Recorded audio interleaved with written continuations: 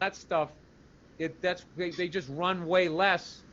So I mean, to try to get like 10,000 yards has become a really difficult thing, I certainly look at for the average back. I look at that. I look at that. I'm writing down ideas. I look at that in comedy too. You look at. I think you said this actually. You know, you go back 20 years ago. 20 years ago, the amount of guys playing theaters was like, like 20, maybe 10. I can't even. Carlin, Cosby, like legends Yeah, would would legends were would playing would, theaters. would play. But even then, a lot of them, a lot of the other bigger guys would just they'd sit in Vegas, do like Yeah. corporate gigs and stuff like that. Like you had to be like really really big, dude. I remember like politically incorrect. Bill Maher's first show was on the air in the late was it early 90s, mid 90s when that show first came on. It was a big deal that he came to the Comedy Connection in Boston and went clean for the weekend, sold out 6 shows. Yeah. But you know, if now he's doing real time, he's a theater act. But it's I don't know what it was. I don't know what made that leap because I don't think the comedy boom ever got bigger than the '80s until recently. You think it was But Netflix? oh, you know what it is? Yeah, it's Netflix, and it's well, you also can do this shit. Can you imagine if back in the day you could have just watched Carlin and Pryor shooting the shit on a podcast? Like how big would they have been? Oh my God, how great! Like, I mean, it sucks that I know it's just me and you. How great would it have been to listen to Pryor and Carlin on a A lot better podcast? than this. A lot. So, but if they had to do it every week, I bet there would be some weeks it would fall off. Yeah, it would be somebody would. Yeah, I mean, I don't know, but that's why I'm not a big like as far as like the little history of football that I know, you know, it's Paul Brown and Otto Graham and Lou Groza was what brought the NFL into sort of the modern era where I mean if you read up on those guys like that's who Bill Belichick is. Bill Belichick is the next Paul Brown. I feel like he changed it the way Paul Brown did.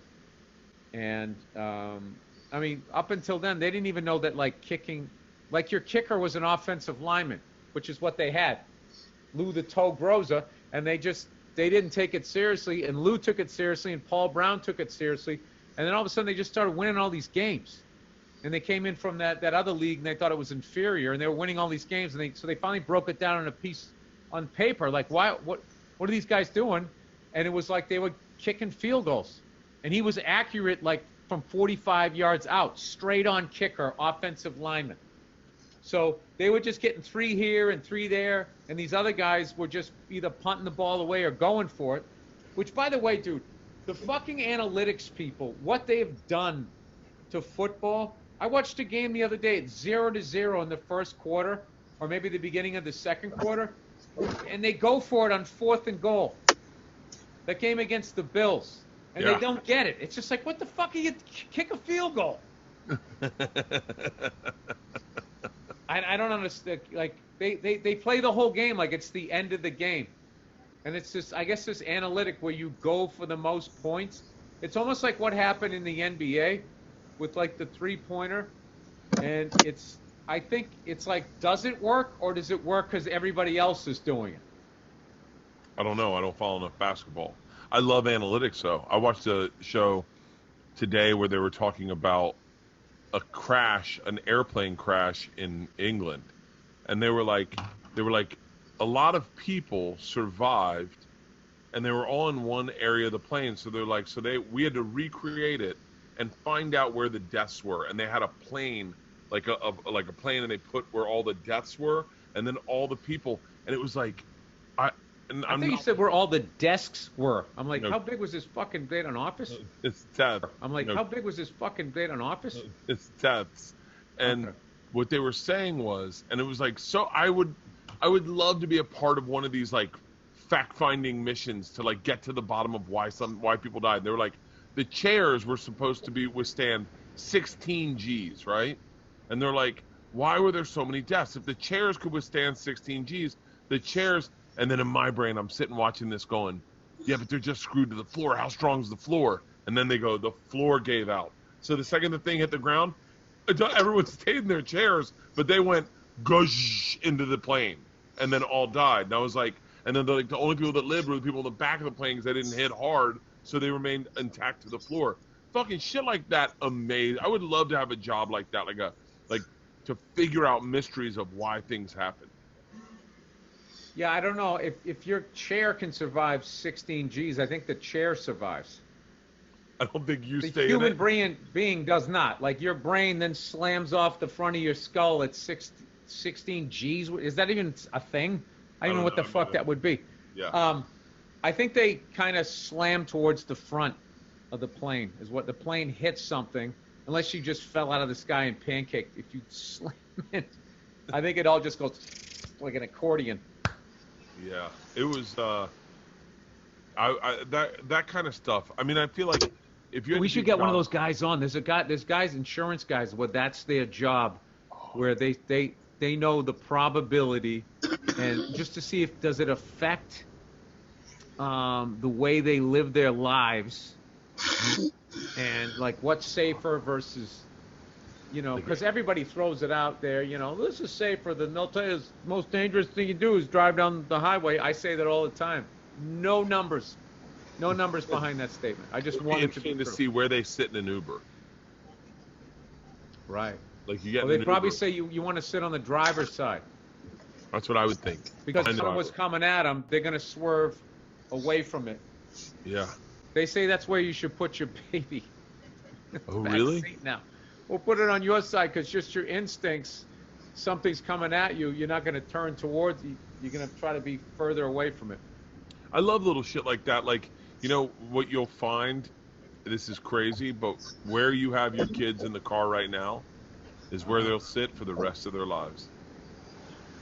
Is that right? Yeah, like I love the sound in your voice there, because I heard what a great dad you are. Where they sit right now is where they'll sit for the rest of their lives. They just had this sweet Christmassy. I said I would. You're a great dude. You're a great dad. I can tell. I would argue every parent out there right now goes, wait, your oldest.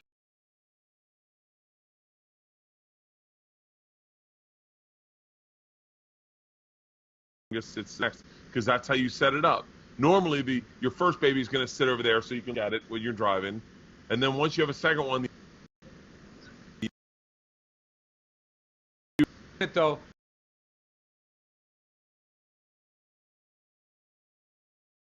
Come in the middle, behind me.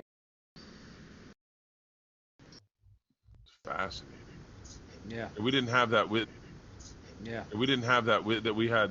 Louis C.K. had the greatest joke as a parent. Yeah. Like it was like the fucking perfect joke. He goes, a lot of people. I'm gonna fuck it up because a lot of people talk about disappearing when they're a parent, going out and getting away and taking some time off for yourself. You know what my vacation is? The second when you buckle in your youngest kid and you shut the door and you walk from the rear passenger side all the way to the driver's side, that's my vacation. Yeah. And I've been there so much where you're like, okay, everyone's in the car. I got a second for myself and we're back in the car. Yeah. Yeah, it's amazing. Yeah. That joke, I would say, transcends even being a parent. It's just such an amazing, because when he did that joke. You remember that joke? Yeah. Oh, yeah. I didn't have any kids, and I understood way more what it was like to have. Like it was vivid. I remember Seinfeld brought that joke up. Like people, that was like, that's a high watermark joke. Yeah. Like I don't know where that is on the all-time list, all-time passers, all-time rushers, all-time jokes. That's, for me, that's way up there. That's funny. I thought I was the only one that heard it. Like I thought that was just meant for me in a weird way. I didn't realize other people got it the way I got it. Dude, I'm gonna go back to therapy.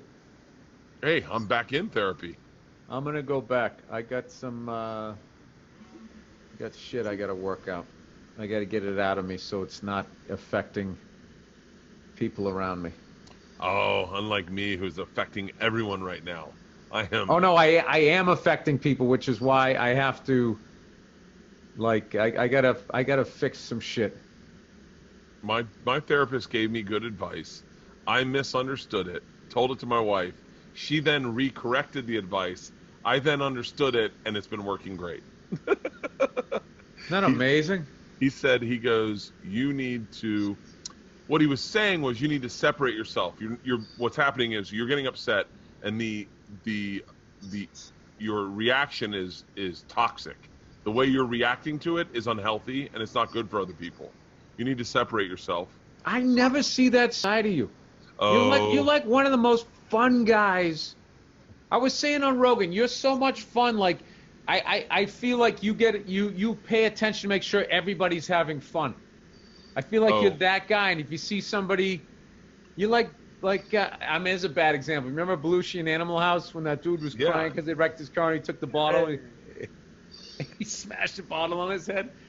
I feel like you got that thing where, like, yeah, it's amazing. I don't know, but it's different. Hanging out versus living with somebody is completely different. My stuff, oddly enough, is kind of about that shit. It's stuff going on in my family where I feel like people are not. I want everyone to hang out in the living room and be a team, and I don't want anyone to grow up. I don't want anyone to grow up. I want us to be the same little group that we've always been. And people are growing up, and people are making decisions without consulting me, and I get really upset. Regardless, the therapist told me I need to separate from those situations because I'm taking it personally and I'm being toxic. Just separate. I misinterpreted it, and I was like, my therapist thinks I need to take a vacation from this family, and my wife's like, what? And I was like, you guys are toxic. You're killing me. And then she was like, oh, I see what's going on. You're toxic. You need to go to the bedroom right now and just go. And I dealt with it really good. I said, hey, I'm really proud of you. I understand what you did. I get that. And we're not done talking about this, but I can't talk about this right now because I love you too much to be a bad person right now.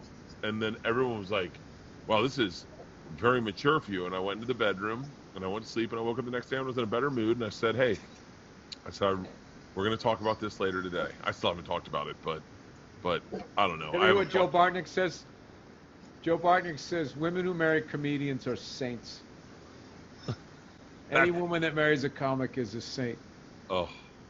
No, dude, you know what I learned? I was watching, I went down some, I was just on YouTube, right? I've been watching all these French films. And I watched the original La Femme Nikita, which was great. The French one is great. It gets a little, her training, it got a little hokey, and I'm like, well, the French sense of humor is a little, plus the movie's almost 30 years old, but then just the way it goes from there was amazing. But I in that column was somehow there was somebody analyzing Joe Rogan's show, which I love when people come up with these videos and they analyze a friend of mine, because most times it's not right. But whether their analyzation of him was correct or not, I actually got something out of it, where it was like Joe was talking to somebody and they kept interrupting, and they were going, look how Joe breathes here. He breathes, he's breathing from his mouth, and da-da-da-da. I know it's like one of those things where they just created this whole backstory, and it was probably whatever, but they used his show to talk about breathing to maintain your not losing your shit.